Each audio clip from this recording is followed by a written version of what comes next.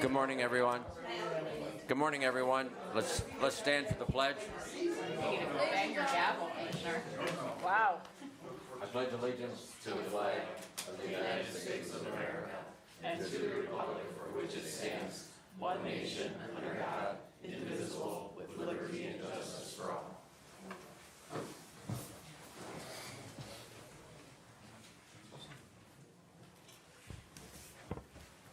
The prayer today is, O God of creation, you have changed, you have blessed us with the changing of the seasons.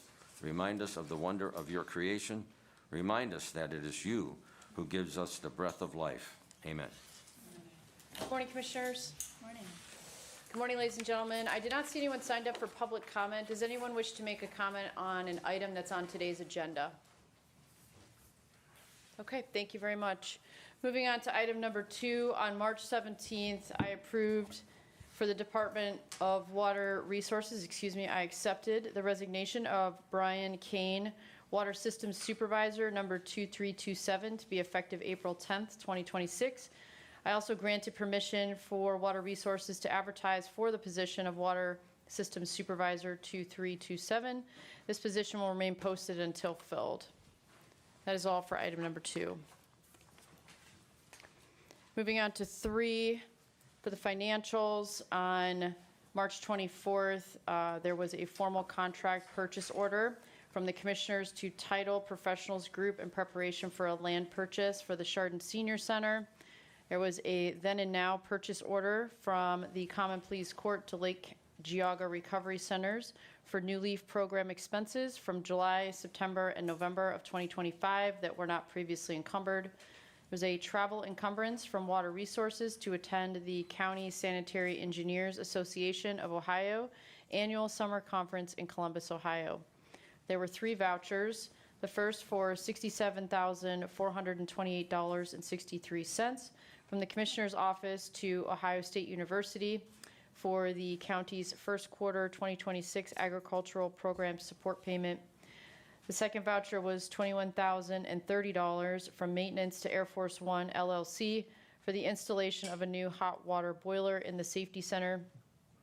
And the third voucher was for $56,155.92 from Water Resources to Perkin Elmer US LLC to purchase an AVO 220 Max inductively coupled plasma water quality sample testing device. And that is all for item number 3. Thank you. Item number 4, the Commissioner's Office is requesting the Board approve and execute the minutes for the meeting of November 25th, 25. So moved. Second. Any discussion? Call for a vote. Commissioner Spitaleri. Aye. Commissioner Brinkley. Aye. Commissioner DeWark. Yes. Morning, Commissioners. Adrian Gorton with the Commissioner's Office. Today's financials include cash transfers to the Sheriff's 911 and 800 Communications Fund, funds from the General Fund for the first half of 2026 budgeted commitments, from the Board of DD, from their operating fund to the Residential Services Fund for Medicaid waiver and locally funded services, and from the General Fund to the Sheriff's Victims of Crime Act Fund to pay local match for VOCA Grant 2026, VOCA 136-36081. Among the encumbrances are travel encumbrances from the Commissioners, from the Common Pleas Court to attend the 2026 Spring Conference held by the Ohio Association of Court Administration in Toledo, Ohio. Among other vouchers is $51,015 from ADP to Zero Eyes Incorporated for the firearm detection system renewal for county locations on the square, $66,533.58 from the engineer's office to Morton Salt Incorporated for road salt, and $13,253.36 from maintenance to Gov Trust Partners LLC for payment number 3 on the Safety Center Visitation Room alterations project. I move to approve the financials. Second. Any discussion? Call for vote. Commissioner Spitaleri. Aye. Commissioner Brinkley. Aye. Commissioner DeWark. Yes. Okay, and then the next two items on the agenda here are partial payment requests for Infinity Construction Company.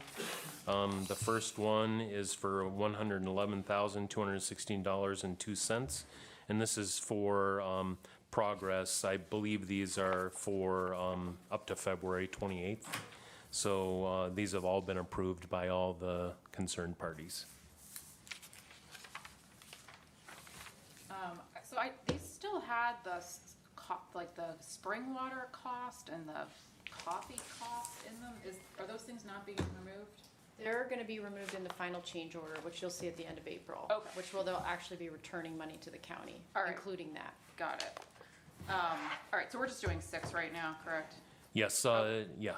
All right, yeah, because I had a question then on that parcel retainage release. Okay. But I'll move to approve item number 6. Second. Any discussion? Call for vote. Commissioner Spudler. Aye.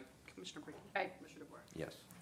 And then item number 7 is their partial pay request number 32. This is the partial release of retainage that Brett Bestien had mentioned and asked for permission to go ahead and have that released.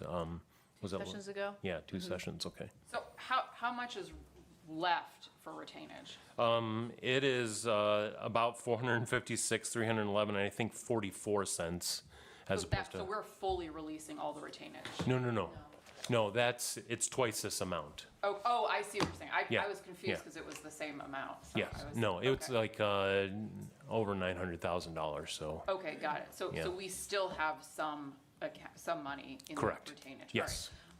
Because I had heard that there's still issues with the basement in the old courthouse where the law library is going to be, and that has not been cleaned out, and that, There's some tie-ins, I think, Okay. between the old building and the new building that still need to be I done. just wanted to make sure we still had some retainage. So Yeah. that sounds like we do. All right, great. Yeah, and I think everybody felt like what we had left was sufficient to ensure that the rest of that work gets done. Okay. Yeah. I'll move to approve item number 7. Second. Any discussion? Call for vote. Commissioner Spudler. Aye. Commissioner Brinkley. Aye. Yes. Thank you very much. Thank you.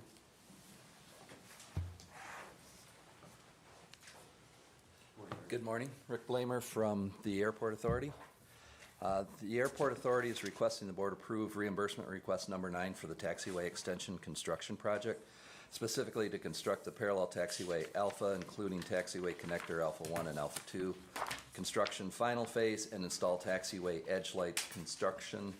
Grant number 3-39-005-028-2024 in the amount of $24,610. That's the total amount, and the local share, which we're asking for, of $1,230.50. Did you review these invoices and believe them to be correct? Yes, we did. I'll move to approve number 8. Second. Any discussion? Call for vote. Commissioner Spudler. Aye. Commissioner Brinkley. Aye. Commissioner DeBoer. Yes. The Airport Authority is also requesting the board approve and execute resolution number 26046, authorizing the president of the Geauga County Airport Authority Board to execute and submit the application to Federal Aviation Administration for fiscal year 2027 Airport Improvement Program Infrastructure Invest and Job Act grant program for the Airport Authority to construct the T-hangar Phase 2 of the project. It's Phase 2 because this wasn't available to us when we started the project. So it's the same project? It's the same project. It's still the T-hangar. Okay, but you're just calling it Phase 2? We had to call it that because it's a separate grant from the Phase 1 grant. And so if you get this funding, are you going to give us a refund for our $800,000 that we provided previously? That wasn't our understanding at that point. Well, we gave that money for the T-hangar, and so if you get additional money for the T-hangar, where is that money going? Towards the eligible expenses that the FAA would pay towards the T-hangar. But it sounds like you're getting extra money if you got this grant. What am I missing? It would be in addition to what we had already. Well, my thoughts is any new grants that come along, we should capture them because I looked at the roofs, you know, when I first started as commissioner, and I've always wanted those roofs done on the older two hangars. So I'm okay with this. So is your expectation that we pay the local share for this? No. From the 800,000 that we received earlier this year, the local share would come from that. Okay. And then any excess that we had over the construction cost of the T-hanger would then be, All right, a dog just came in behind me, so Part of you've our- been upstaged. Okay. Yeah, that's all right.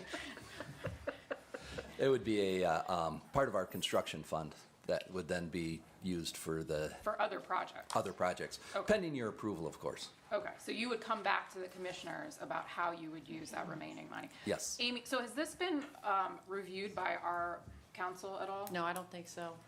So Yeah, neither the grant nor the resolution have been reviewed? Right, Christine, said it now. Okay. Usually for applications, we don't go through the legal review, or at least we haven't in the past. Okay. And then, I mean, and we have no agreement that you are paying the local share or how any of this would work. Is that correct?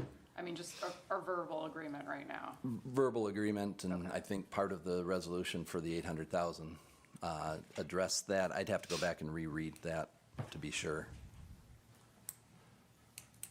But I know anything additional we were supposed to bring to you before we did anything with it. Well, over the years, you know, that ODOT is all of a sudden, you know, has a new grant for this or that, and you guys have to jump through the hoops. And it's just, I know, it's always been a short time frame. This very isn't short. ODOT, though. Well, This is- whatever yeah. granted, I don't care if it's from the federal government or wherever, but it's, you guys are just running through hoops all the time, so. Yeah, I mean, I'm in favor of you clawing back more money, especially if we don't have to put more in. I'm uncomfortable, though, with the fact that it does say a local share. We don't have anything written about that. Our APA hasn't reviewed it. So that's my position on it. Yeah, with all the FAA grants, there's always a local share, and in the past, it's either been the BOCC that's covered that local share, but on occasion, we have covered that Yeah. share as well. I understand. I mean, it's just been my experience that the commissioners have always paid for that, so. And, you know, from what we've already received from you earlier this year, that more than covers that Yeah, local I would share. hope so. I would Yes. hope so.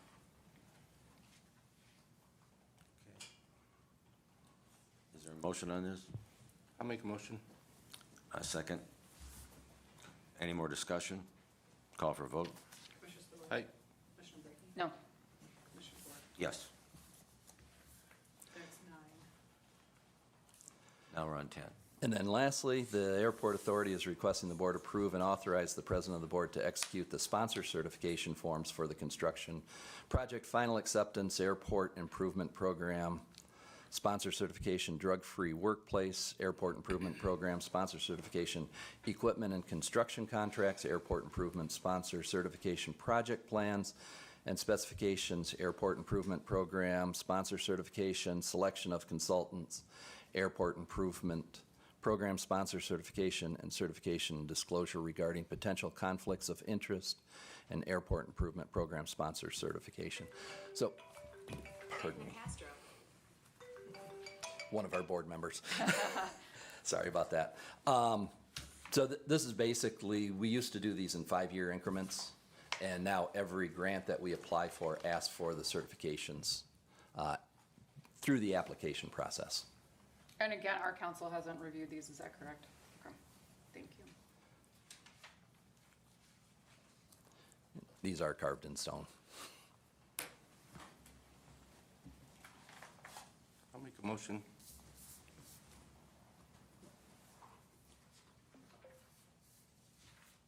Well, you know, what caught my eye is, you know, create a drug-free workplace improvements certificates. I second the motion. Any more discussion? Call for a vote? Commissioner Spudler. Aye. Commissioner Brinkley. No, Commissioner DeWort. Yes. When you sign these, you are just the red ones. Mr. Gilstrom did not sign the grant, so he will have to sign, he'll have to come up and sign the grant paperwork. He didn't sign the sponsor certification. So those are his tabs. Okay. So he will have to come and sign them. So we'll get those from you, and, yeah, we that we need to submit a week from now, so there's not a Yeah, future. so if he's around or whatever, he can step in, he can sign them, and then he can take it with him. Okay. Have that. Thank you. Thanks, Rick. Thanks.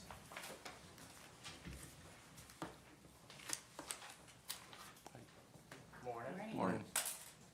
Jacob Scottis with the County Engineer's Office. I'm here to present action items number 11 and 12 on today's agenda.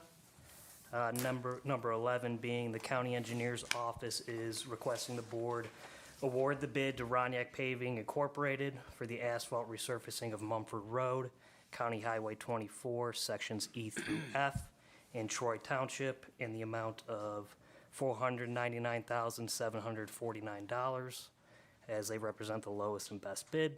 The bid bond submitted shall be held to serve as a performance bond for this project. I'll move to approve number 11. Second. Any discussion? Call for vote. Aye. Aye. Yes. All right, number 12. County Engineer's Office is requesting the board award the bid to Geauga Highway Company for the asphalt resurfacing of Messenger Road, County Highway 31, sections B through C in Auburn Township in the amount of $621,926.69, as they represent the lowest and best bid. The bid bond submitted shall be held to serve as a performance bond for this project. I'll move to approve number 11, Second. 12. Any discussion? Call for vote. Aye. Aye. Thank you. Yes. Thank you.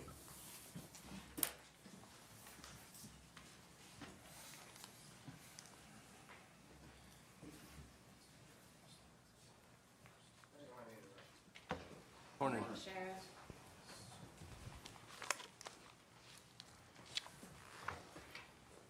Scott Hildenbrand from the Sheriff's Office.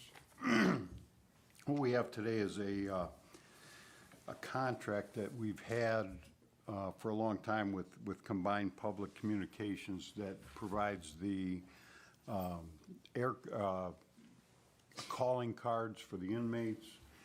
It also, they provide what we're calling the abilities for the inmates to be able to text message their families. And then we're moving into the fact that they're going to have tablets to be able to watch movies. They can look up law library stuff. They can do a lot of things.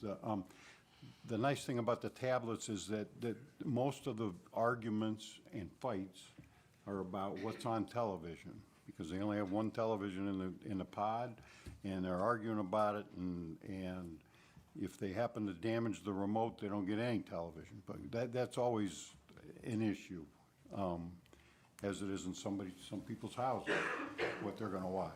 So this is going to help with that. What the problem is, over the years, apparently across the country, they have been charging the inmates a lot of money for making telephone calls, especially.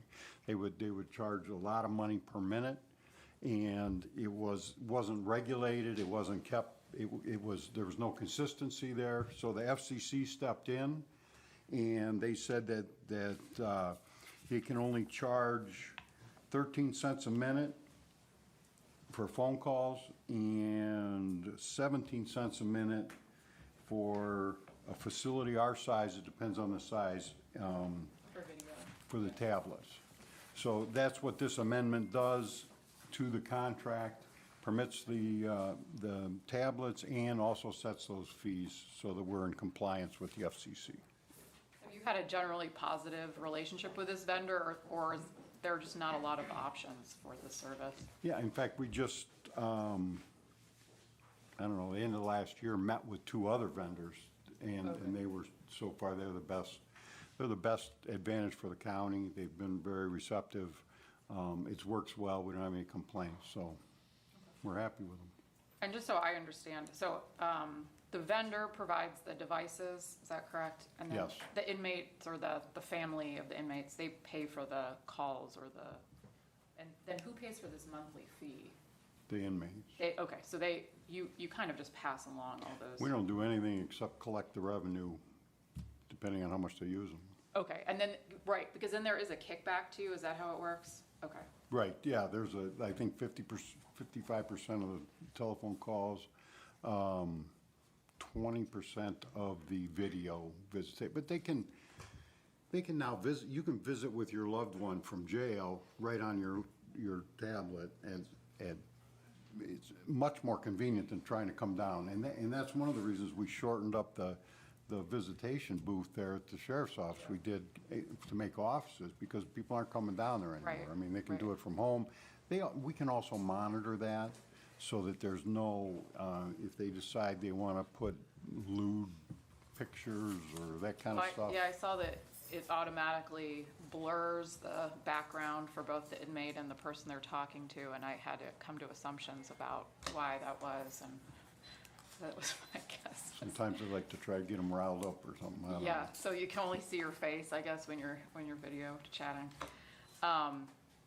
So when they talk about a chirping device, that's essentially like texting, is that correct? Correct. Okay. I learned so much reading this contract. I had no idea how inmate communication worked in jails with modern technology. It's so much better. I Yeah. mean, with technology, it's better for the families, it's better for the inmates, it's, in the county is getting a little bit of revenue from it. Yeah. And do you regulate how, I mean, are they like, like children, like they can be on it all day, or, If they want to pay for it. I Oh, mean, right, you that know, makes you're paying sense. by the minute, yeah, so you should have like short conversations. yeah, so it's a market-based regulation. All right, very good. Well, I'll make a motion to approve 13. Second. Any discussion? Call for vote. Commissioner Spillier. Aye. Commissioner Brackey. Aye. Commissioner DeWort. Yes. Thank you.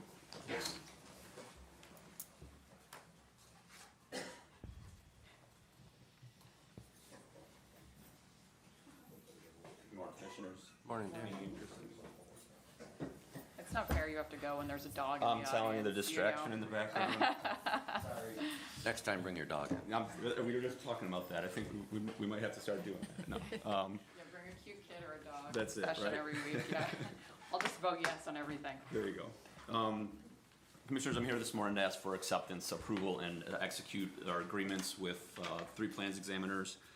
I'll do 13, 14, and 15 together. Geauga Architectural Consulting Services, LLC, Code Consultation and Plan Review Services, LLC, and Sixmo, to provide the required professional plan review services for a period of April 1st, 2026 through March 31st, 2029, at the rate of $140 per hour for 2026, $150 an hour for 2027, $160 an hour for 2028, and $170 for 2029. I'll move to approve 14, 15, and 16. Second. Any discussion? Call for vote. Commissioner Spillier. Aye. Commissioner Brackey. Aye. Commissioner DeWort. Yes. And then the next item that we have on the agenda is requesting the board to accept and approve the statement of qualifications from our second advertisement for master plans examiners, and the firm ranking for F&B Engineering Incorporated, and to further grant the department the authorization to begin contract negotiations. So you only got one response from that second? The second go-around, yeah. Okay. We were hoping for 3 additional ones to sort of like, compare, but we ended up just getting. That's what I was gonna so- ask, because I remember you were trying to get a certain number. Yeah, unfortunately, in the state of Ohio, there's probably only about 100 plans examiners. So most of the individuals that we just went in contract with do multiple communities. They do between 8 and 10 each. So depending on their area and how busy they are with other departments, sometimes they don't need any more, unfortunately. Understood. I'll make a motion to approve number 17. Second. Any discussion? Are your master planners, they're in Northeast Ohio? Yeah, one of them's in Geauga County here. One of them lives in South Euclid, one's in Mentor, and the other one has an actual architectural company that's based out of Cleveland. So they all are local, yes. Call for vote. Commissioner Spillier. Aye. Commissioner Brackey. Aye. Commissioner DeWort. Yes. Thank you. Thanks, Dan.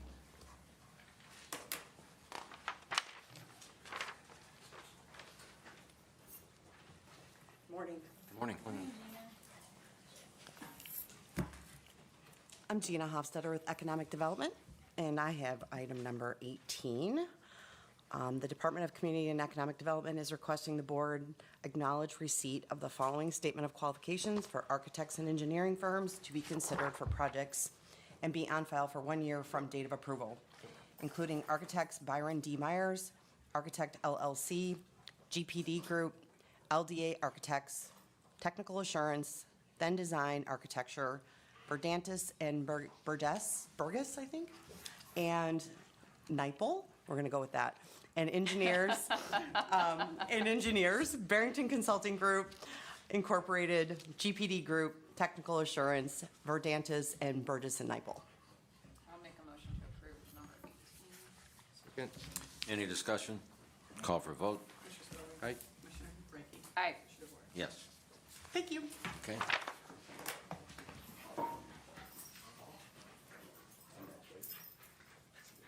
Finally, this guy's been ready to go. I'm next, right? Yeah. Yes. I've already, no offense, been peed on and pooped on today cleaning cages, so if I smell, I apologize. What's the dog's name? Little bit. Okay. I'm gonna try to get you guys in there. Hi, little bit. Aw.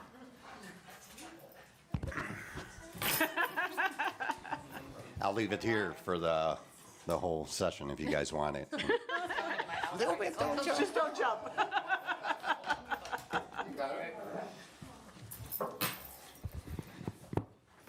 So Little Bit is about 3 to 5 years old. I've had her for about a week. I can't believe she hasn't gotten adopted yet. She came in from the rescue in Tennessee. She's looking for a home, and she's just the sweetest dog that can be. You see, she's wagging her tail, her butt just keeps moving back and forth. So I'll do the session. What am I, 19? 19. Number 19. I'm sorry. I've been working this morning on cleaning, so. I'm like, I know I have a question about this. All right, we found Okay. it. We're good. So it is the contract with Ashtabula, our Ashtabula Dog Warden's Office. Since the Ashtabula County Animal Protective League no longer takes their dogs, we have been working with them since about December, I would say, that Amy and I have been working, and we finally were able to get everything across the line. So we have been taking their dogs. We actually have 2 of their dogs right now up for adoption. So we already have been working out the contract ideas. They have created since a temporary stay shelter, so they don't have to use us as much. And eventually we are going to talk to them about what we want to do as far as coordinating maybe more of a partnership, or at least continuing this contract for years to come. Because they're not looking at building a shelter in the near term. I think they are. They're in the, I think they, from what my understanding is, they're building a coroner's office, and on the back side of it, they're going to extend it with a dog shelter. We're a really weird situation, but that's the last I heard on what they're doing. But at this point, they don't have plans. Okay, so I noticed the agreement states that the parties will meet at least once every 6 months. I'm guessing that's the 2 dog wardens are meeting, is that, okay. Yes. Your expectation is not that we will meet with the other commissioners about this? No, I think that we've, and we're meeting almost weekly because we're trying to figure out everything that's going on with the situation, because they are taking dogs, and now they're starting to do reclaims already, which is great because then they don't have to house them there. Plus our capacity when we fill up, as we're going to focus on, we have to focus on Geauga dogs. So at some point we're going to, and we have already told them that we can't take a dog, which they understand, and they try to find a rescue on their own. So we're just going to build them up until they can get to a manageable situation. But I think this contract, as far as taking their dogs, that I'm hoping will be the norm. We'll take any of the adopted dogs they can give us. I'll make a motion to approve item number 19. Second. Any discussion? Call for vote. Commissioner Spudler. Aye. Commissioner Brackey. Aye. Commissioner DeWort. Yes. Thank you. And then I can just keep this dog here and mark it out as adopted, or what? No, I'm giving her back. What happened to her on the side here? She was biopsied to see what her lump was. Aw. She's okay, though? She is okay and good to go, and just looking for a home now. She's gonna get disappointed I because think- she has to go back in the shelter. Hey, Craig. Craig.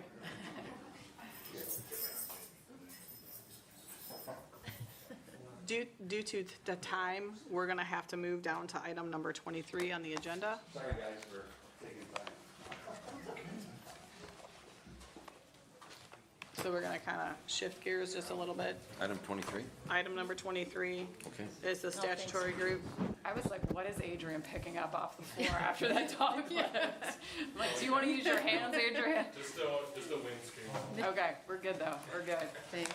So we are going to move into the statutory group portion of the meeting, which is consisting of the commissioners, the sheriff, judge of the common pleas court, judge of the probate court, and clerk of courts pursuant to ORC 15336, to meet at 10 o'clock this morning for the review and approval of plans, drawings, representations, bills of materials, specifications of work, and estimates of the cost thereof in detail and in the aggregate for the proposed Geauga County Safety Center roof upgrade project. Okay, thank you.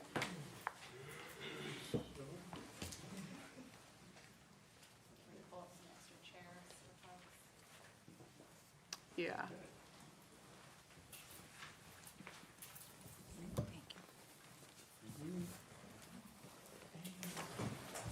Morning. How are you? Doing well, how are you doing? Good, good.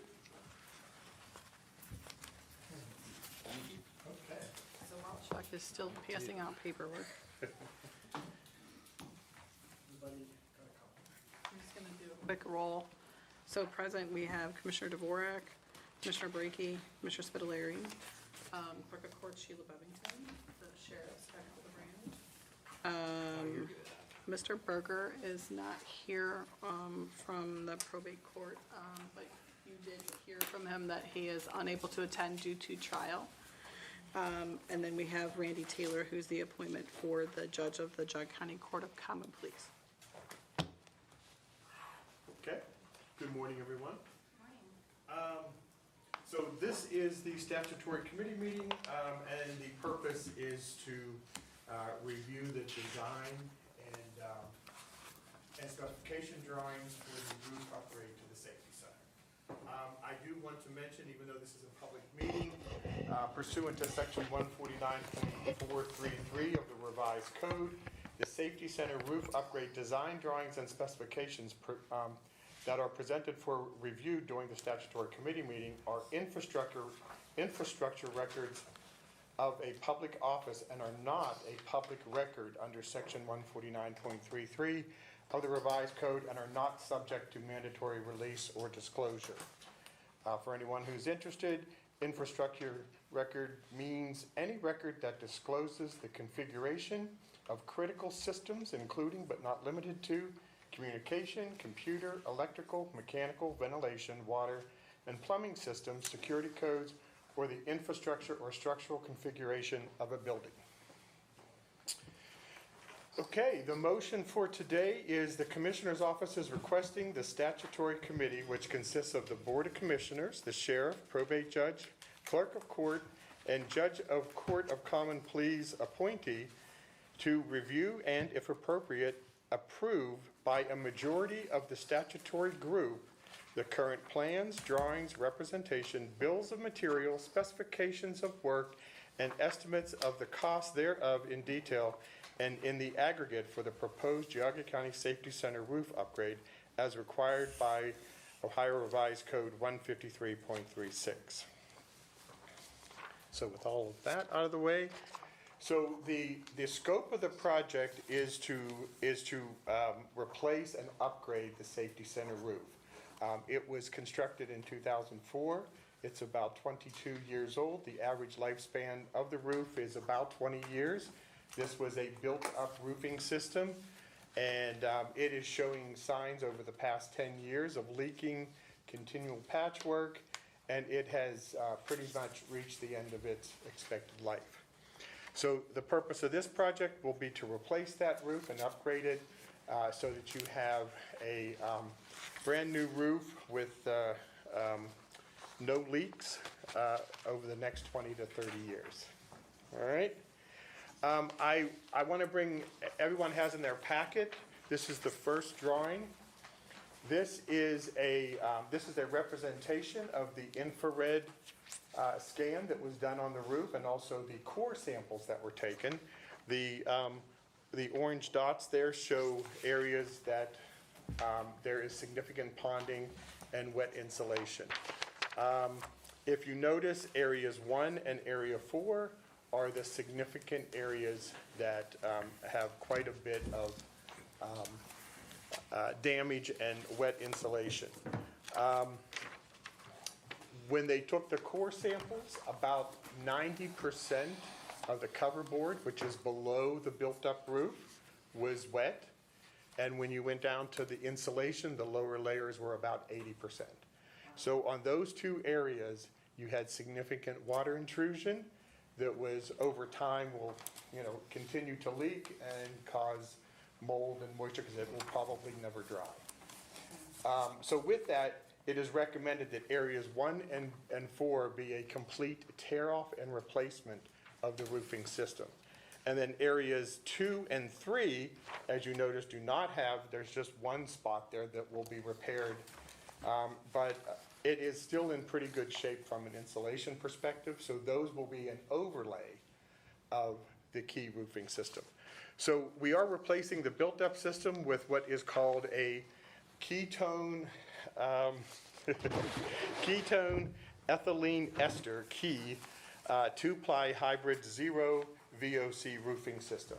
And that has PVC in it. It is a much more sturdier type of material that allows for a warranty of up to 30 years. So we are asking for a 30-year warranty on this roof. When you look at the second drawing, that just highlights what I talked about. The blue areas are going to be the overlay areas, and areas 1 and 4 will be a complete tear-off and replacement, which is about 40,000 square feet of the 65,000 square foot roof. So a considerable portion will be full tear-off. The third item that's in the packet is the engineering estimate.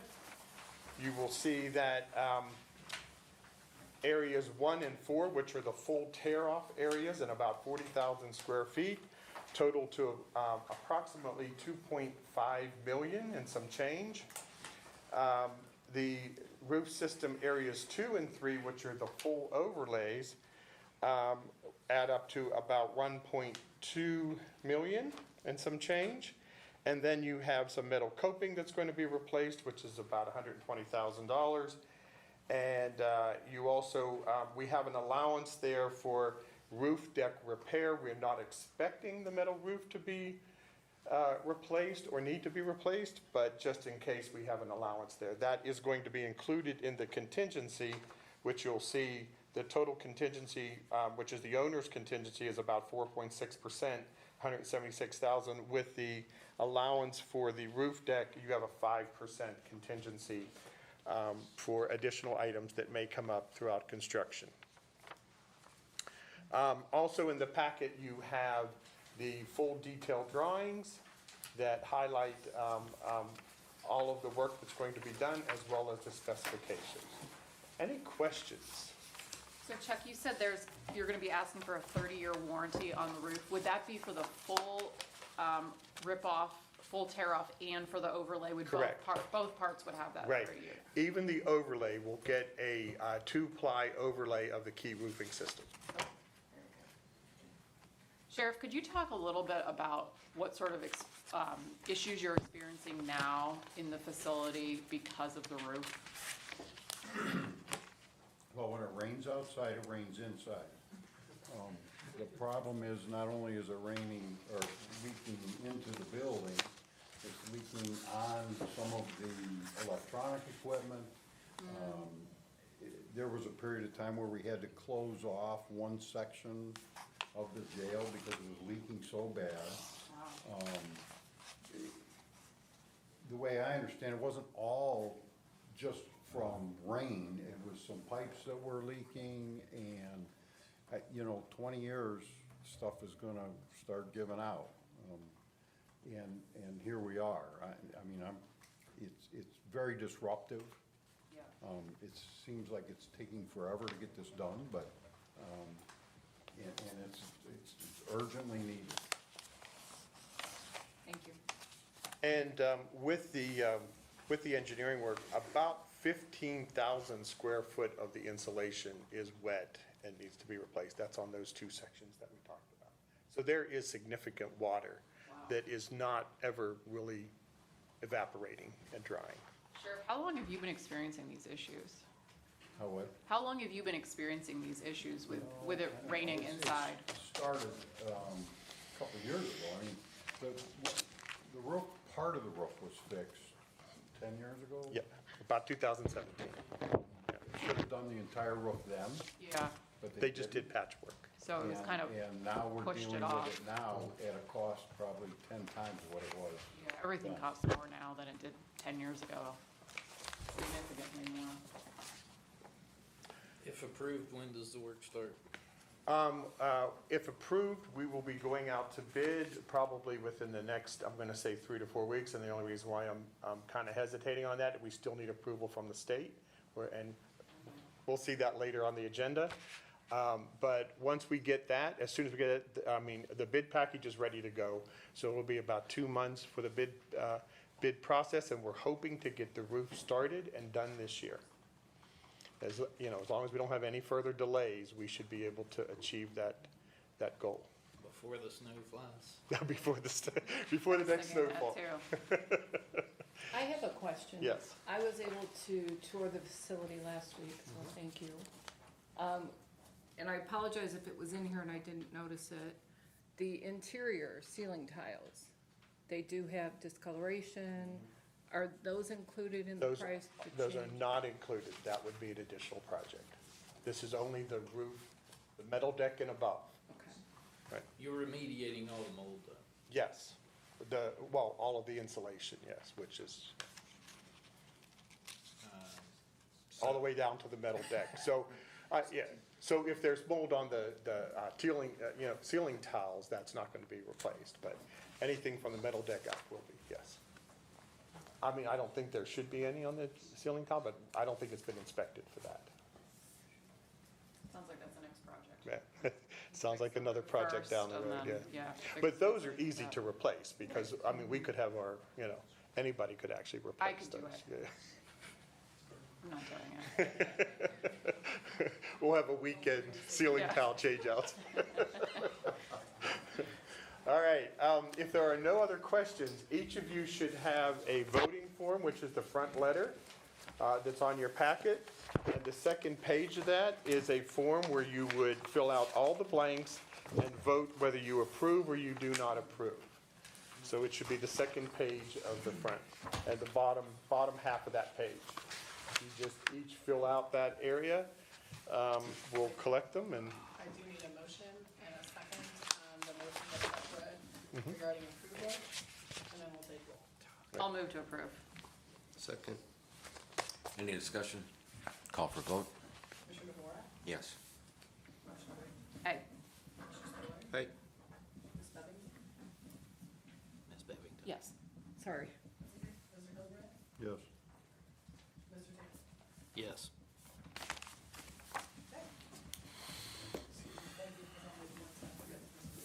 okay. Okay. Do you want me to collect these? who gets these? I was gonna say, you want them? Yes. And put the Do date you want on our it, too? paperwork too? Yes. Please date. You want all of this, or? Well, if you want the rest of it, you can have it. Okay. That's really for you, yeah. We just need the voting form, yeah. Thank you.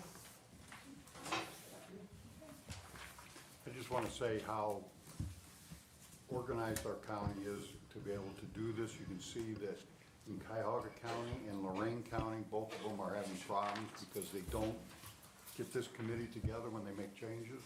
And I'm just very proud that Geauga County's on top of it, and we're able to do this and get it done quickly and without any media coverage.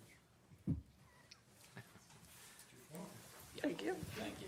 And the packet was very well done, Chuck. It was very thorough, and as your work always is, I appreciate it. I just need a copy of this. If you could just scan it. Oh, I can? Perfect.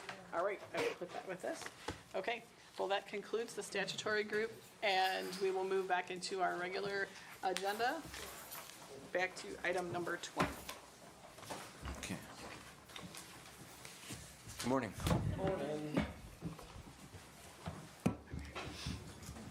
How is everyone? Good. Great. All right. Well, we'll keep that mood going.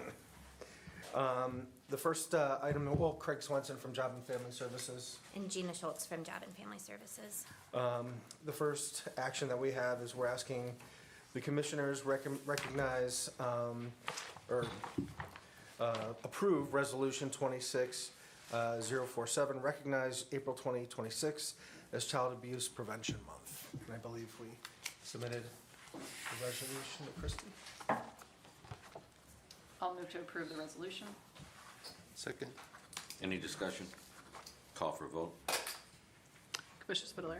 Aye. Commissioner Brackey. Aye. Commissioner DeWart. Yes.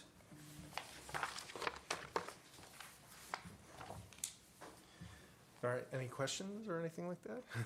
You want to talk about the importance of the month and? Yeah, absolutely. Gina, do you want to start now? Sure. The purpose is really to just bring awareness to the fact that child abuse and neglect happens everywhere, every part of the county, any income level. And so we just want to continue to bring awareness to it and to thank our supporters, whether it's the community that supports our levy, whether it's the other providers that work with us to help the families. We're very thankful for all of them. Junction is once again allowing us to have pinwheels there on the corner to represent each case that has been investigated.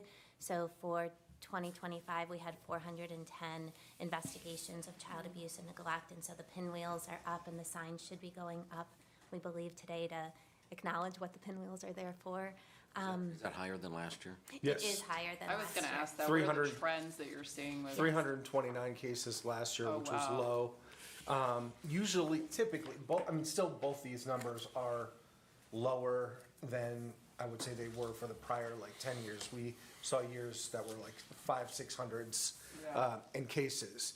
And the thing is I don't want to cause alarm when we're saying that our investigations are necessarily going up, because I think our philosophy is we screen in more cases in Geauga from a prevention perspective than a lot of other counties. A lot of other counties would just screen things that we screen in out.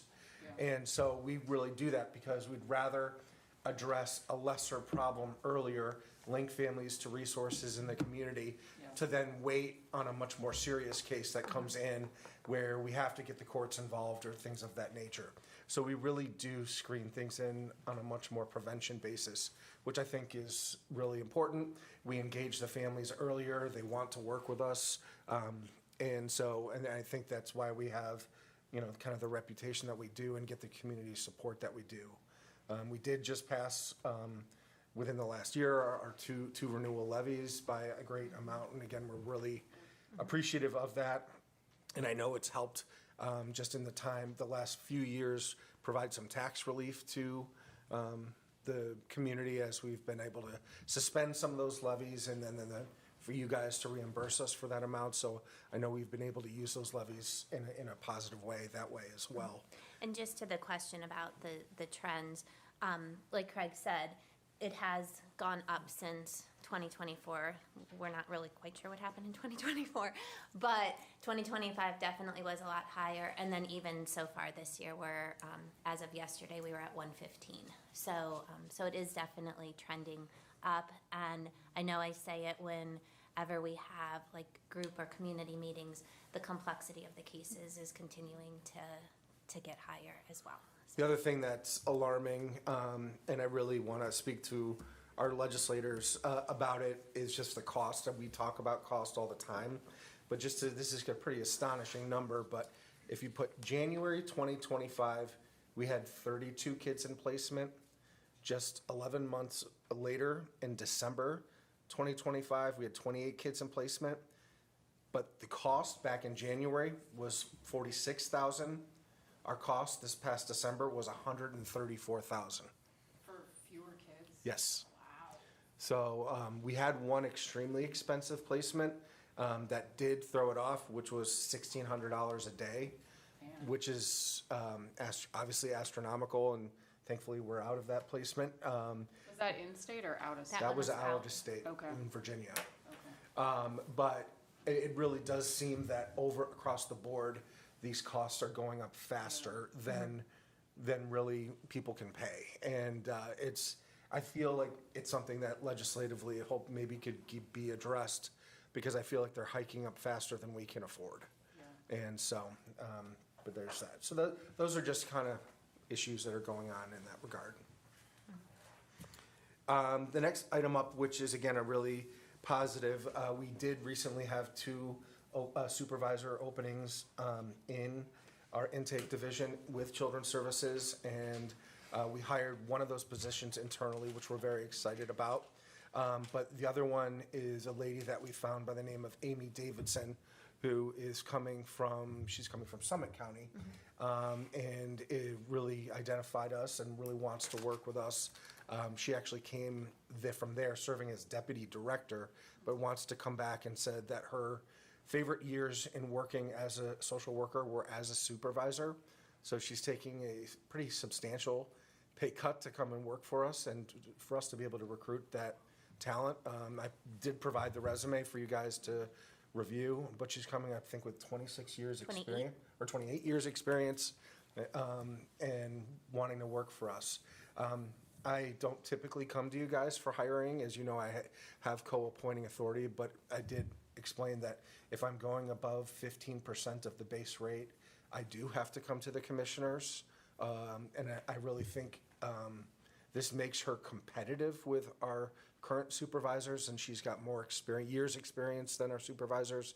So I thought that this was a fair ask to hire her at a rate of $38.47 per hour. So how much is this over? You said you have to come to us over 15%. 15% of the base rate would have been, I think, about 73,000. This gets her to 80,000. Okay. I'll make a motion to approve 21. Second. Any discussion? Call for vote. Commissioner Spitaleri? Aye. Commissioner Brackey? Aye. Commissioner DeBoer? Yes. Thank you so much. Thank you.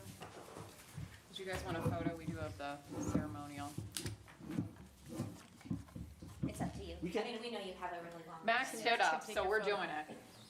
Okay. Where, over here? I'm getting out of the way. No, I can't tell him now.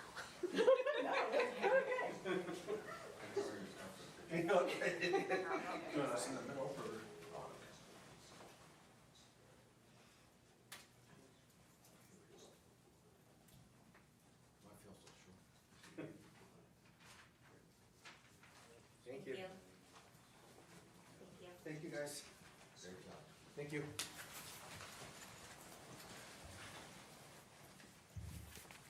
Now I'm gonna go get that dog. Taking him home? Bye, guys. Morning, Nick. Good morning, Commissioners. How are we today? Good. I'm going to turn this a little bit. Item on the agenda for Water Resources is requesting the board approve contract change order number 22. Unfortunately, it's an increase in the contract with Shook Construction Company for the McFarland Wastewater Treatment Plant Improvement Project in the amount of $257,081.05, and further authorize Commissioner Spitaleri to execute the WPCLF and the WSRLA contract change order form. Little specifics on this change order. It encompassed quite a few items. A few of the change orders were to fit actual site conditions or the work change directives, being additional rebar required to meet the structural, identifying the fact that the influent pipe was actually an inch lower than in the plan, so we had to modify the headworks gates, the slide gates, which increased the slide gates. There's 2 items in here, department requested that were not in the contract. Those were considered work change directive 16, which was the chem room, and work change directive 09, which was repairing a pad over top of our airlines on the plant, a structural steel pad. The chem room modifications was also the original septic receiving facility before the current one that's on site was there, so it was almost like a basement, a hole in the ground inside a building. We modified the plans to fill that hole, fill in the old septic receiving tanks, so they're no longer holding water, trapping. And then we're going to repurpose that room to our new, expanding the electric facility where the automatic transfer switch is coming in, reorg that room and make it more useful for the operations of the facility. Couple of the upgrades, work change directive 19, we upgraded the air intakes to stainless steel. They weren't in the plan, and with the moisture coming in, they weren't gonna last long if they weren't 316 stainless steel. The filter building, you'll see that we knocked out a knee wall, filled some holes. We had additional asbestos that was below, asbestos piping that was below the function of the filter building, which was the original build back in the 70s, the building that we are repurposing to the new disc filter room. So that'll be the, part of the final treatment. We had to upgrade the fire alarm systems in the new Headworks building based on the structure style, so that was increased. Just a lot of miscellaneous items. A portion of the request is going to come out of the project allowance. So there was a $250,000 allowance in the job. For us to use, $94,000 is going to be pulled from that. Still leaves us with $150,000 within the project allowance. You might ask why I'm not using it immediately right now.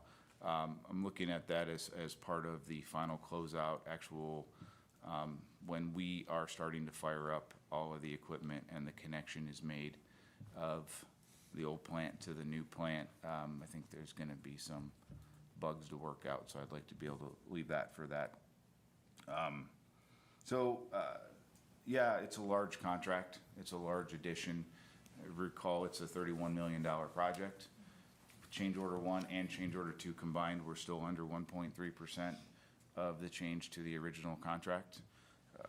The original contractor, the original engineer's estimate for the project was $34 million. So we're still underneath that by a large margin. There were 2 deducts in here. So it's not like it was a complete add. But unfortunately, when you're building something of this magnitude, unknowns, something from the 70s that's underwater, when you get down to it, actually identified our tanks are actually 10 inches lower than original plans, which actually increase some of our capacity for our EQ, which is actually going to be good for us. Hopefully we'll never have to need it though. So again, it's a request to approve the change order in the amount of $257,081.05 to the original contract. And where's the money coming from that's not coming from that allowance? So everything is still within our grant that we've received and the funds that we are. So there is no additional, other than those 2 items, the $103,000 of work that I specified from the departments coming out of our local revenues that we bring in. It's not tax dollars, it's revenue dollars. That's what I wanted to hear. So I'll move to approve 22. Second. Any discussion? Call for vote. Commissioner Spudler. Aye. Commissioner Brady. Aye. Commissioner DeWart. Yes. thank you very much. Thanks, Nick. Okay.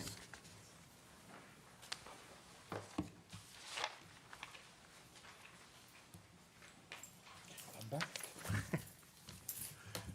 All right. Charles Teakatch, Maintenance Department. I have items 24, 25, and 26 on the agenda. Item number 24, as I mentioned earlier, is another step in the Safety Center roof approval process.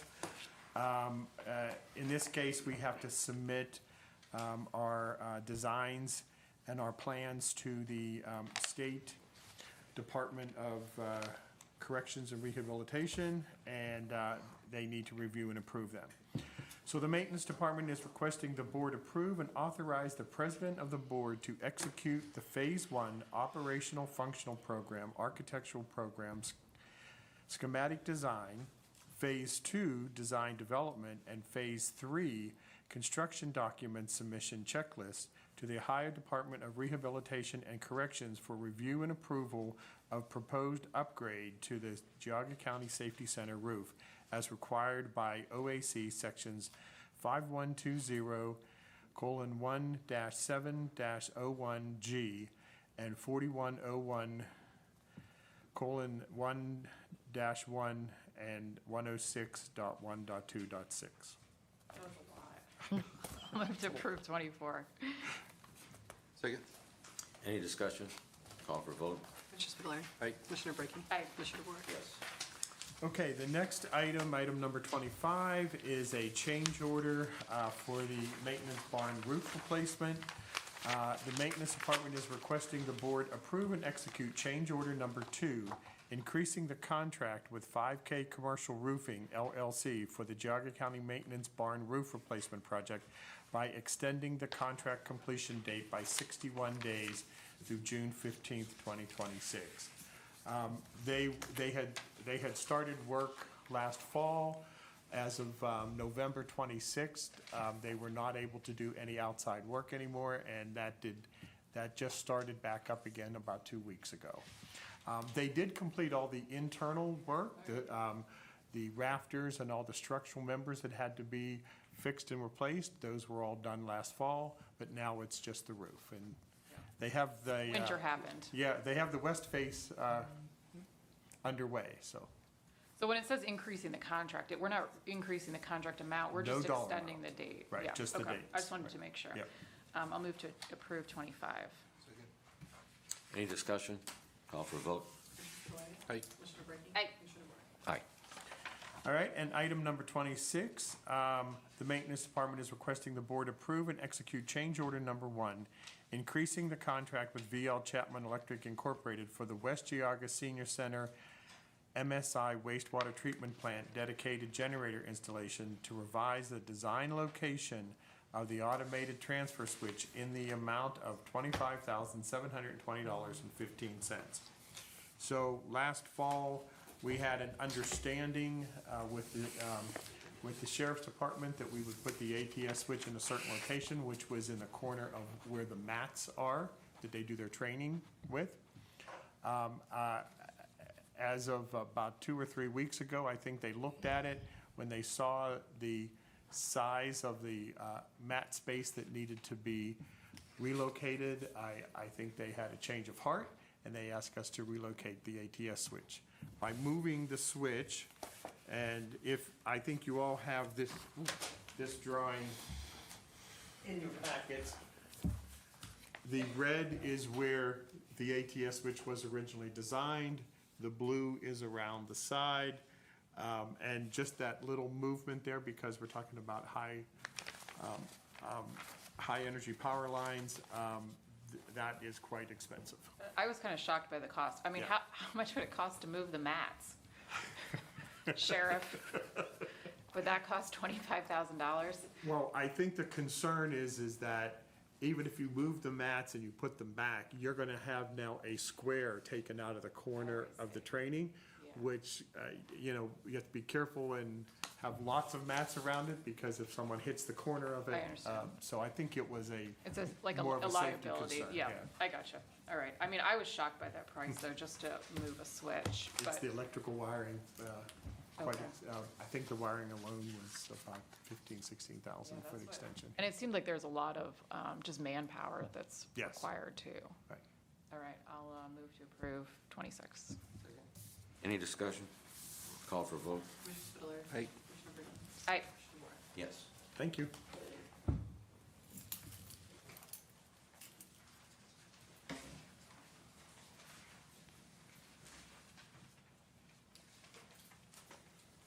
Good morning. Morning. Liz Rubino with the Maintenance Department. I have number 27. The Maintenance Department is requesting the board approve and execute the service contract agreement with HZW Environmental Consultants, LLC, to provide various professional health, safety, and environmental consulting services per the director for a 2-year period effective March 31st, 2026, in an amount not to exceed $25,000.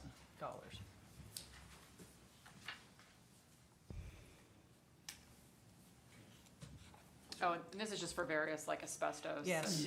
Okay. I'll move to approve 27. Second. Any discussion? Call for vote. Commissioner Spudler. Aye. Commissioner Brackey. Aye. Yes. Rob Weigel, Maintenance Department. Item number 28, the Maintenance Department is requesting the board approve the hiring of Evan Minor of the position of Technology Supervisor, number 1910, at the rate at $8.64 per hour. That's grade 13, step 3, to be effective April 13th, 2026, with a 1-year probationary period. This offer of employment is contingent upon a successful completion of required pre-employment conditions. And this is a new hire, an external hire? It's a new hire. Okay. And then this is gonna be in the safety center, so he'll be a supervisor for the safety center, which Oh, is a perfect. huge deal for us. Yeah, okay, great. Yes. I'll move to approve 28. Second. Any discussion? Call for vote? Commissioner Spitaleri? Aye. Commissioner Brinkley? Aye. Commissioner DeWort? Yes. Great, thank you. Thanks, Nick. Item number 29, the Commissioner's Office is requesting the Board approve and designate Commissioner James W. Dvorak as voting representative, with the alternate being Megan Erickson, which is the Benefits Coordinator, at the SEBCO, that's CEBCO, annual membership meeting on Friday, April 10th, 2026. I'll move to approve. Second. Any discussion? Call for vote? Aye. Aye. Yes. I would like to propose to the board, we do have legal counsel present. We could move item number 32 ahead of board discussion. Let's do the public comment, though. Okay. That would be, I'm fine with moving the board discussion down, but maybe we do the public comment before the executive sessions. Okay, that sounds In good. case We'll- anybody's waiting. Sounds good. We'll move to item number 31 then.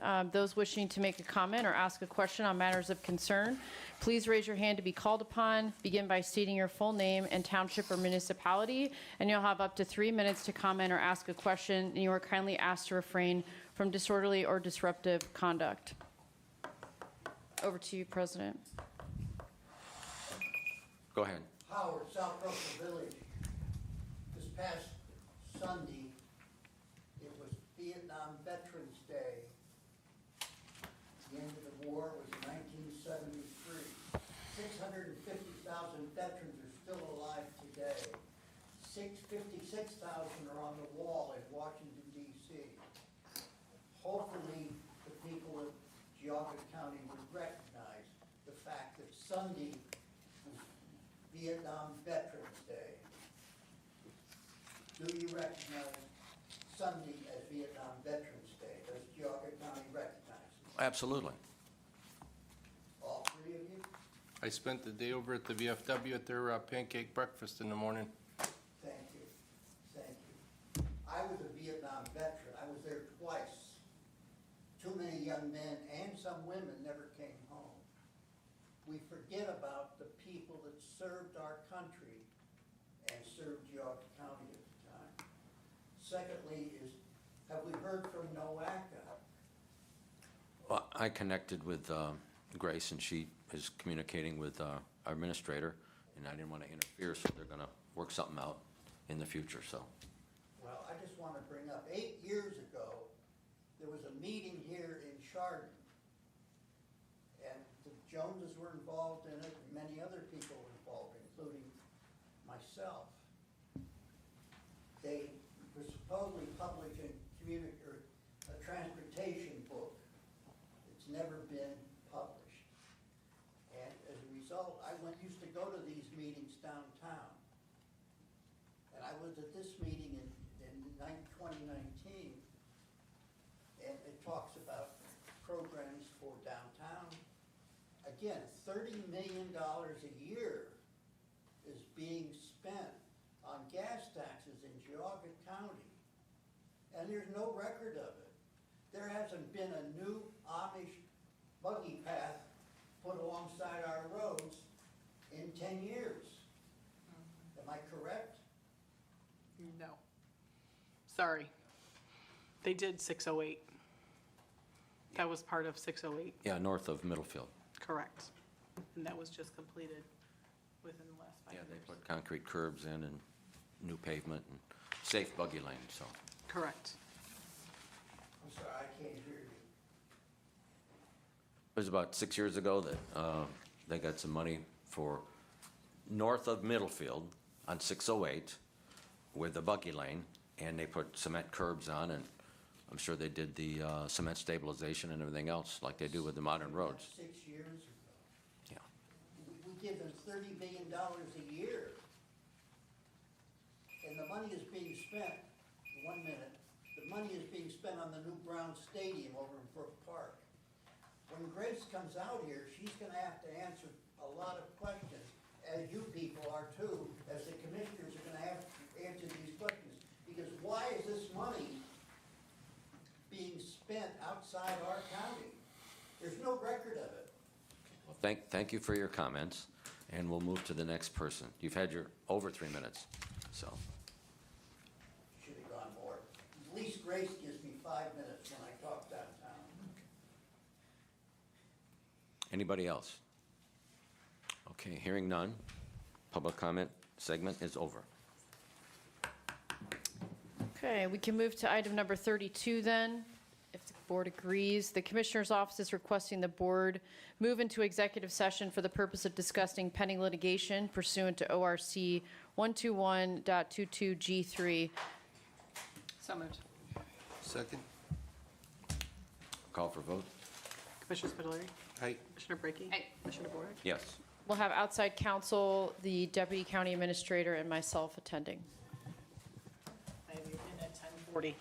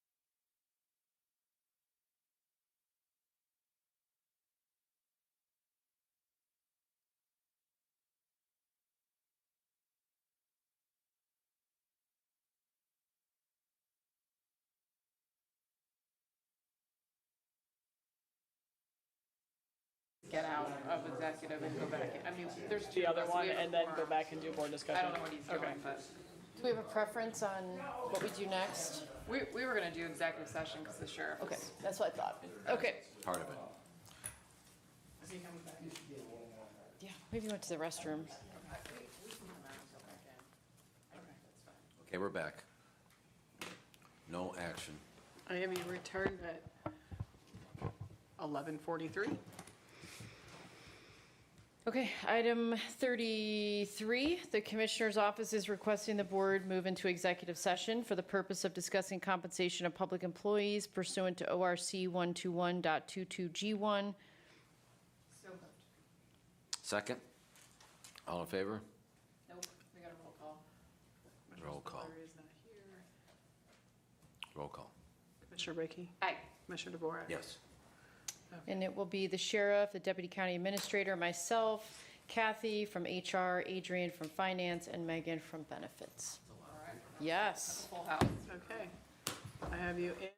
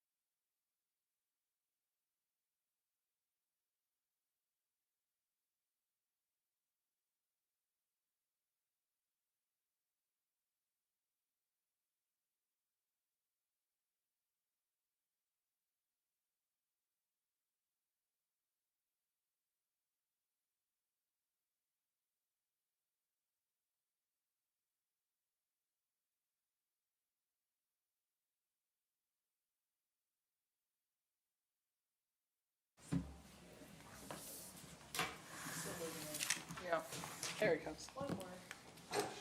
I'm still missing one. Golden here.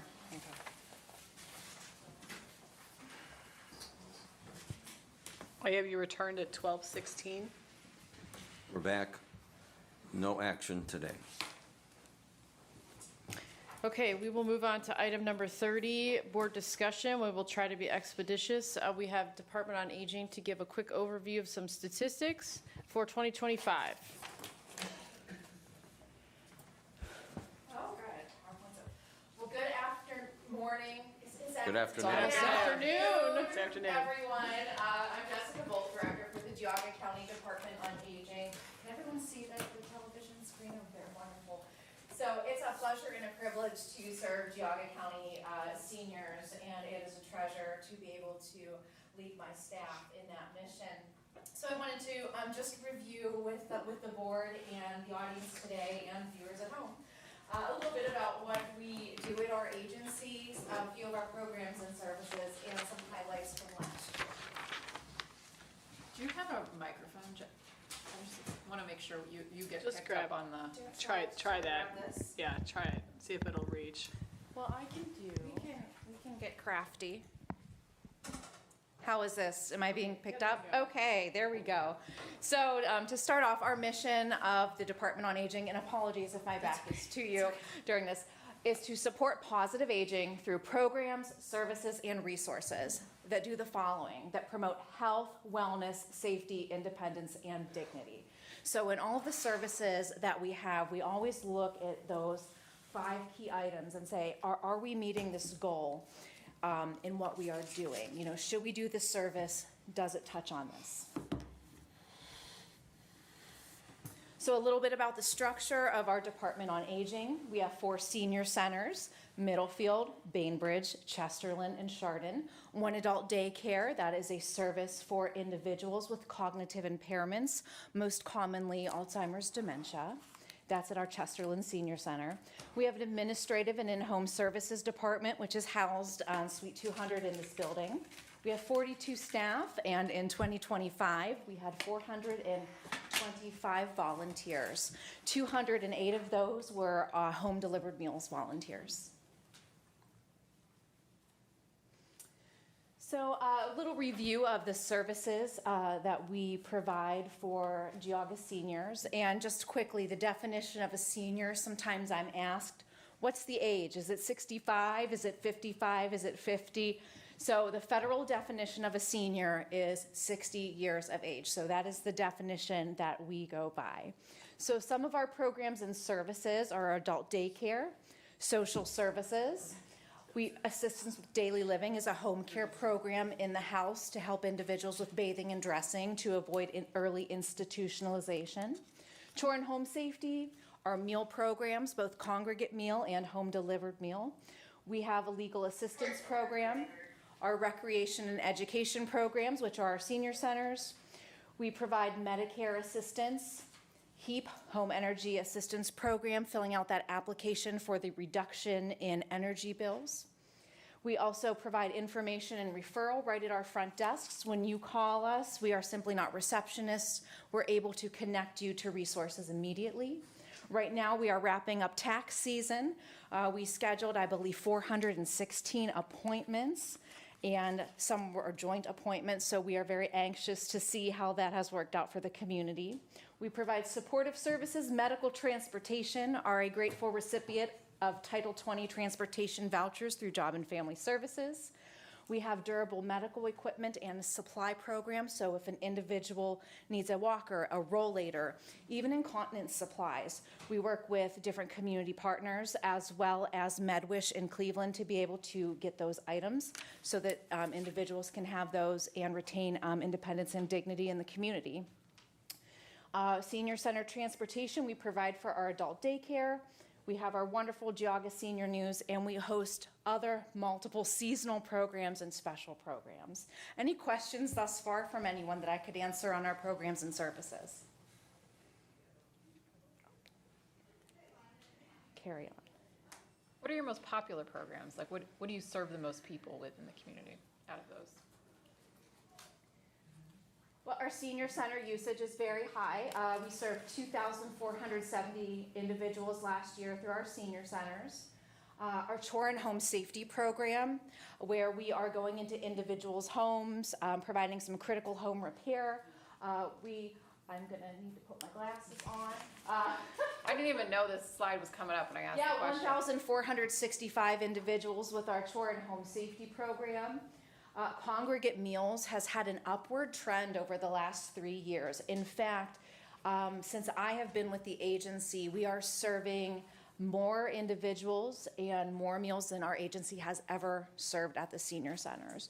And that is, I'm going to read from this screen over here and hope I can project well to the microphone. 851 clients and 16,030 meals. So clearly our senior centers are very popular. Our tour and home safety program is very popular. Many individuals meet with our social services department, over 1,000 clients, to talk about housing solutions, financial planning, as well as during that Medicare season, a very important time during open enrollment where we can try to save individuals money on their Part D drug prescription plan. And last year, our staff saved Geauga County seniors $198,714.98 that they didn't have to pay on their prescription prices. So just a little moving forward. So some community trends. Geauga County senior population continues to increase.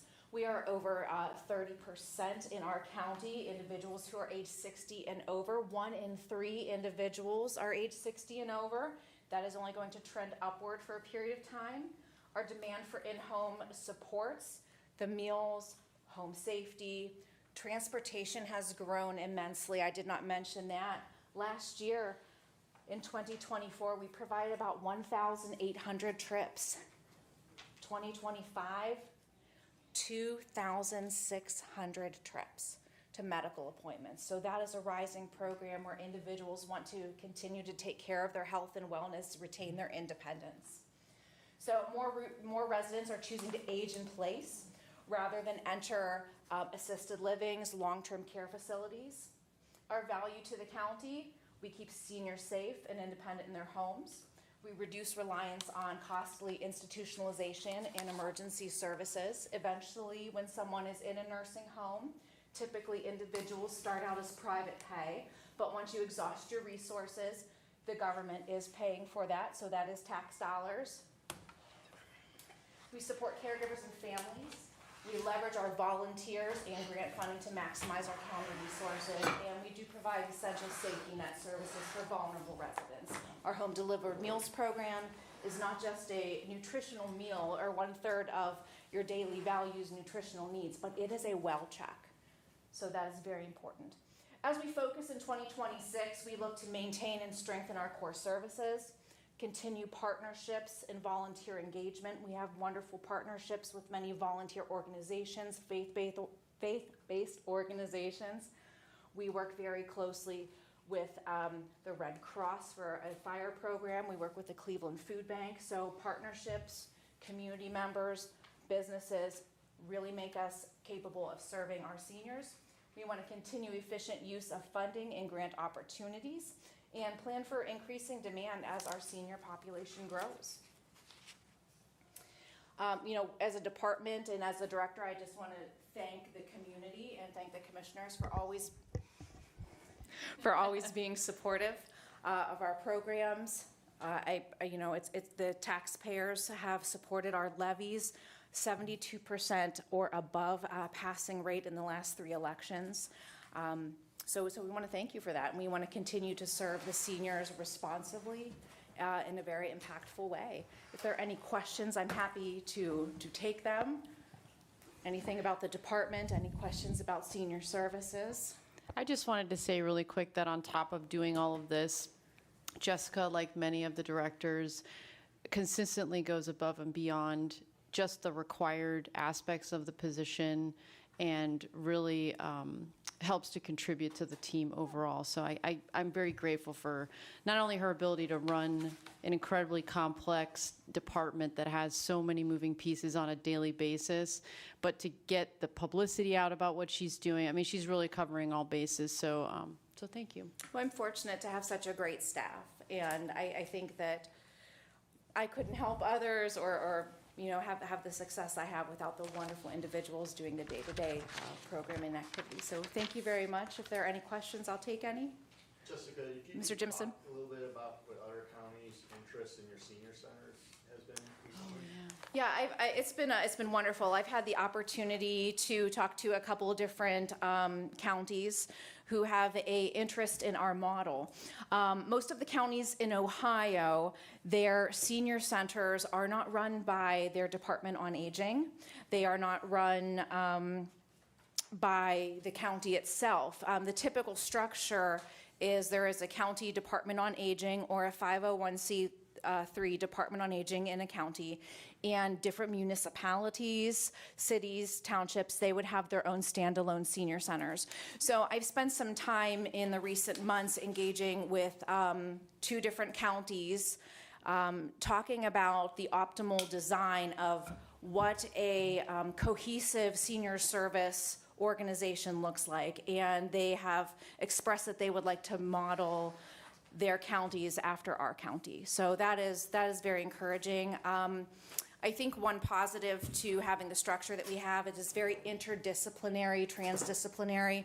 So when we have an individual at the senior center who may need some home modifications, we all work together. We're meeting today at 2:30 to have an all-staff meeting. We are all looped in on each other's programs and services so that we can help our seniors. So I think that communication amongst the team, working with individuals on their own programs, understanding the programs within the agency from floor to ceiling is very impactful and really just provides a continuum of care for the senior community. And I think our model is wonderful, and it was a privilege to be able to talk to 2 counties about our model.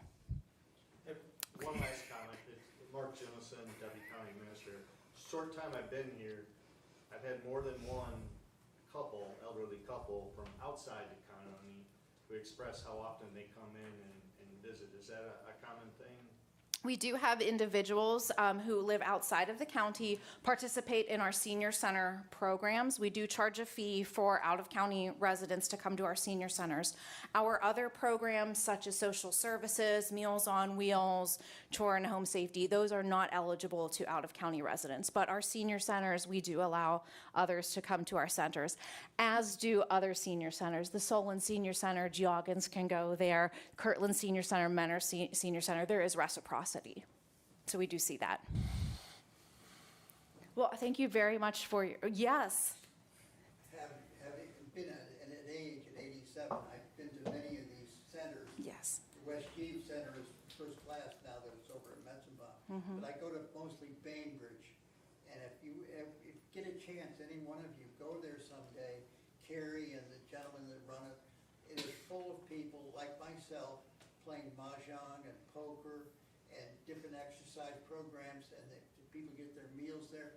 And for a person like, again, myself, because of my age, I haven't been now recently in a few months, but the people are just first class. Thank you. And it's so good to live in a community where we have this opportunity, because it's not all over by any stretch of the imagination. And keep up the good work, Jessica. You and Sandy McCune, or she's retired now. Yeah. But the people just have been super, and we're blessed. Thank you so much. Yes, thank you. And if I could just say, I've been working with you, Jessica, since you came on board here as part of your hiring process, and truly it is. I've heard a lot of people comment, and it's reflection on you also, the how small of a turnover that you have within your department, and and it's given a lot of our seniors something to look forward to at the different programs that you that you have, and I appreciate it. I've had a lot of people that have commented on it, and just the staff that you have, and just the dedication level that they have. It's really, really good, and it's a reflection on you too. So thank you. Thank you all very much. I appreciate your support and your ongoing support. Thank you all very much. Yep, thank you. Thank you all.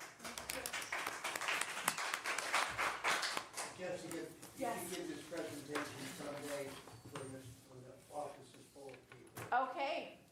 have reschedule you. I would love to come back. Thank you. There's lots to talk about. There's lots to talk about in aging. Okay, while Jessica packs up, we'll talk about the Berkshire Local School District Safe Route to School Grant. So last week, I know there's a lot of information coming your way, but I did send over the legal opinion, which I won't share here publicly.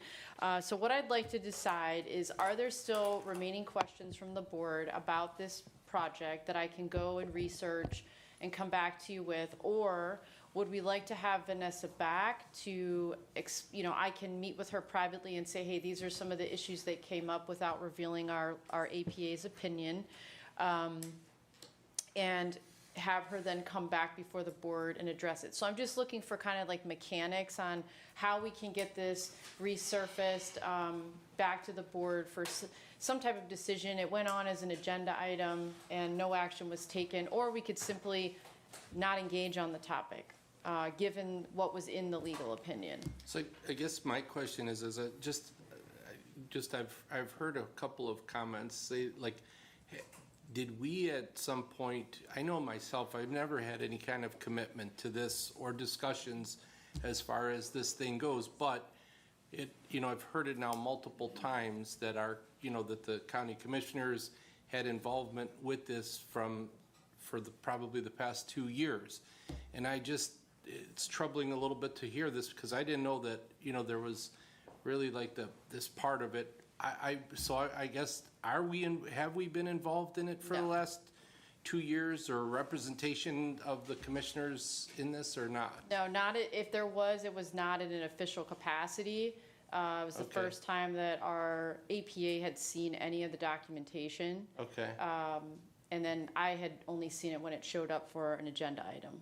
Okay. So no, I had not previously seen it, but. Okay, because I had even heard that somebody had signed some kind of documents or something, and I just want to make sure that we're not on the hook for something later on that we, may have done or committed to, because I know that when she came in, that was, the first that I had heard of this, so, yeah. Yeah, she submitted the grant, Okay, even though it should have come through us or the village, but, that was the only thing. that Okay, was- all right. She submitted it, but I guess my question is why they came to us and not Burton Village, because it seems to me like Burton Village would benefit more from Right. having sidewalks Right. installed.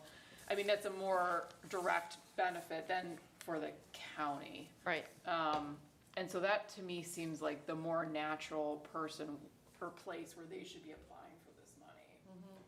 I agree. Well, actually, I've been to 2 meetings, and Andy was there with me. And the only thing we did sign was acknowledgement of they're trying to go for this grant, and that was like back in October, November. That was it. That we signed at the And board me, here? just Jim DeVork. Oh, Because I was at their open meeting, and Andy signed it, and Andy made sure that there was no liability in signing this. It's understanding what they're trying to do. That's it. No but where commitment did from the that board or document anything. go, like, where, so like that, because maybe that's what they're talking about. Where was that what was that document, or where did that go? We'd have to ask Vanessa, Okay, because I even double-checked with Andy.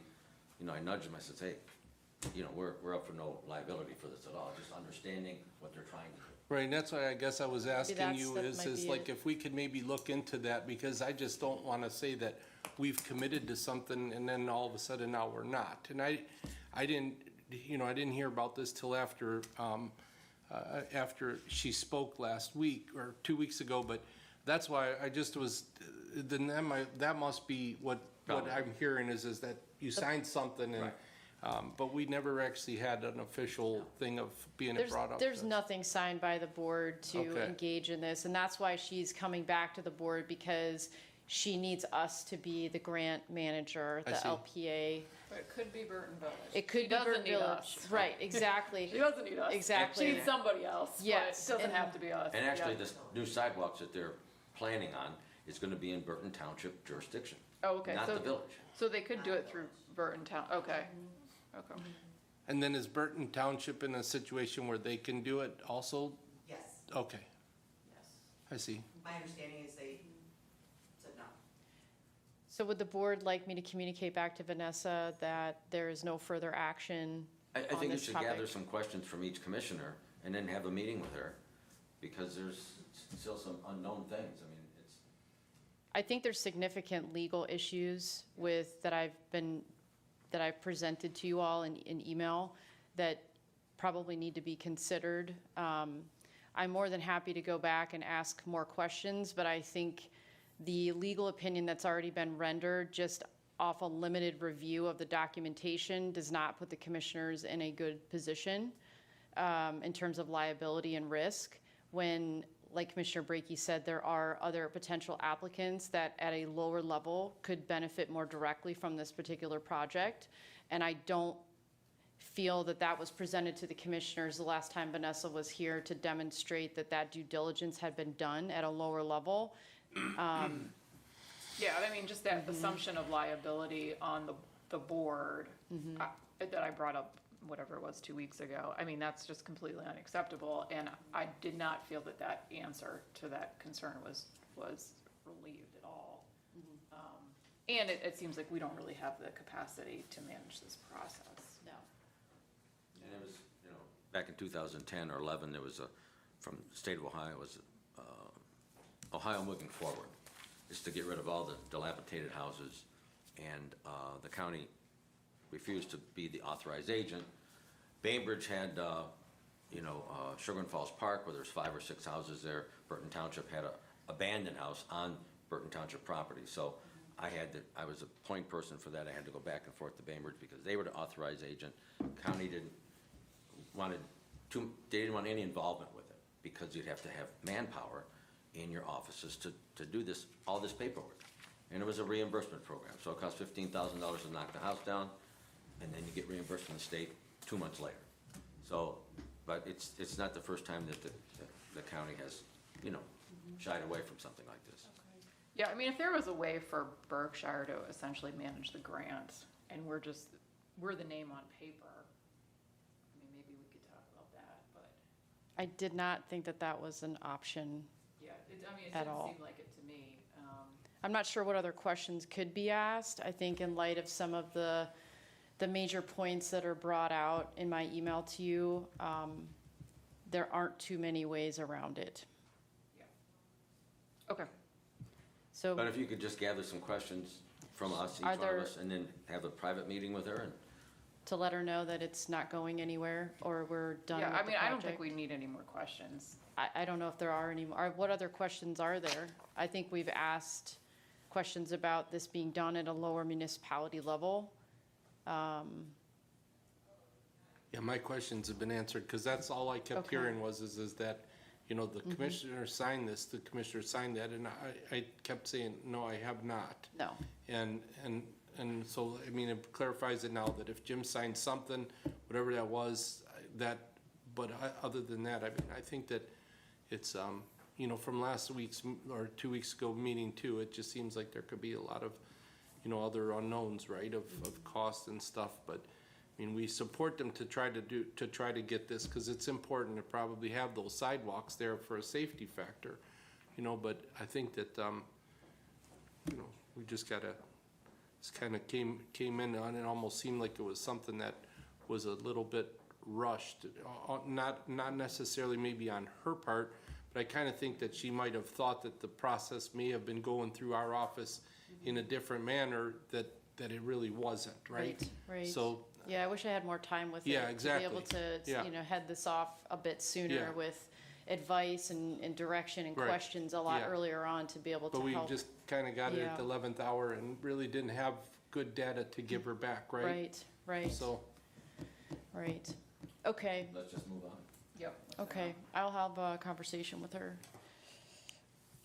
Okay, next item is the courthouse expansion ribbon cutting. I asked Max to join us to give us a quick once-over, nothing in too much depth, but just to kind of give you a once-over on the event and see if there's any additional questions before next week. Yeah, so essentially. Could you say your name, please? Max Yost. Thank you. Commissioner's Office. So, when I was here 2 weeks ago, I presented my update. Really not much has changed. It's set in stone. So, I'll just go do a quick run through of what the day is going to look like. So, the session's going to start at 10. We have until 11:30 blocked off for that. Starting at 11:30, then everything will move outside to the west entrance of the courthouse where the ribbon cutting will occur, and that will last until about 11:45. That won't take too long. And then starting at noon, 11:45 to noon, there will be a transition to the Heritage House, which we have reserved. And then starting at noon, the program will start. So we have four VIP speakers, who have stated they're going to be here. So Senator Sandra O'Brien will be speaking first, then Judge Matt Lynch, Judge Gene Lucci, and then Judge Scott Lynch will be speaking, and then it will go Commissioner Dvorak, Commissioner Spitaleri, Commissioner Brakey, Judge Paschke, Judge Rambo, and Sheriff Hildenbrand. And we have State Representative Dimitri as well as a VIP, but he won't be speaking. So after that, after those remarks are made, everything will close up and it'll be finished by 12:45. Yeah. Who's in charge of the invitation list? I'm in charge of the invitation list. Well, I mean, is Judge David Andre going to be invited? Yes. And maybe Judge Forsberg's widow? Who's the second Judge person? Forsberg's widow? No, I haven't heard of that. Just a suggestion. I don't know how far you want to go out. So. What's the name? Forsberg? Okay. Judge Andre, Randy invited him. Randy from the court invited him. I'm going to send him an invitation as well to be part of the ribbon cutting. Yeah. We also worked with the city of Chardon. We went to a council meeting and they were gracious enough and blocked off 5 VIP spots for us right at the west entrance so that we can have easy parking for the VIPs.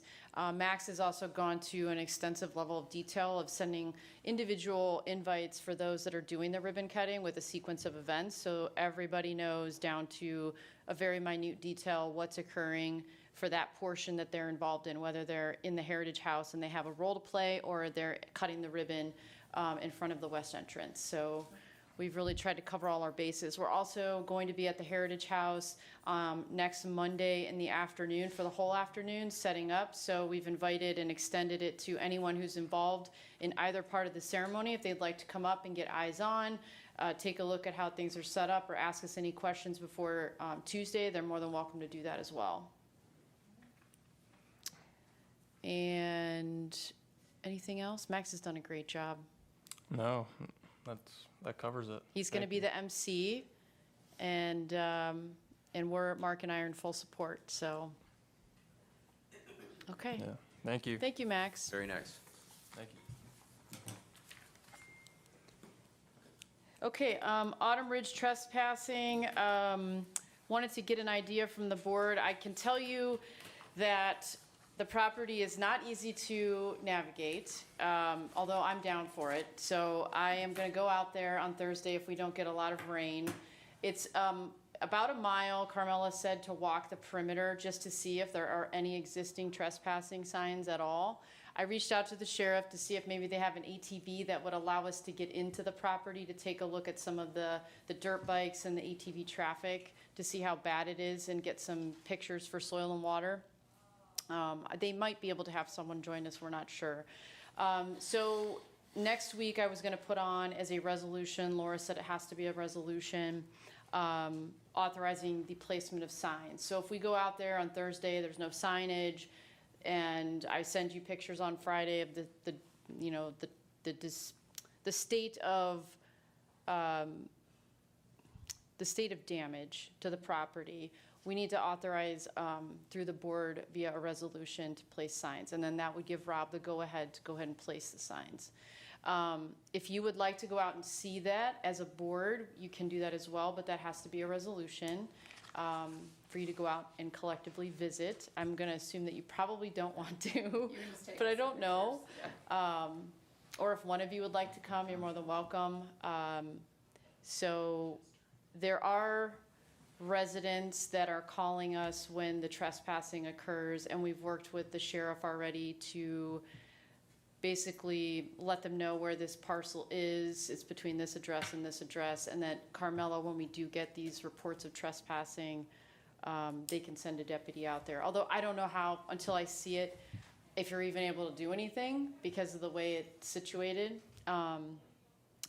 And I also offered to Soil and Water that they're more than welcome to pass those complaints on to us, and it doesn't have to be like a game of telephone, or we could just give them the number to the sheriff, and they can, when they see it, they can call it in. So kind of trying to take some steps out of it. So I guess one, is anyone interested in coming on Thursday? Mark probably is. We will be, as Marines, we will be. Yes. What time? Yes, so if none of you want to come, then just expect potentially a resolution to show up on the agenda if it's bad. I think you guys are going at 2. We are, yes, 2 o'clock. Okay, so any questions on the trespassing dirt bikes? Okay. Over to Christy for the opioid settlement award. So last Friday, while I was still away, Ms. Lakomiak dropped off the rubric for the opioid settlement grant. I had Carrie scan it to all of you on Monday morning, and we just need you to review it, and then we'll put it on for a decision for next Tuesday to make a determination on who you'd like to award. Per the MOU, it's up to $100,000.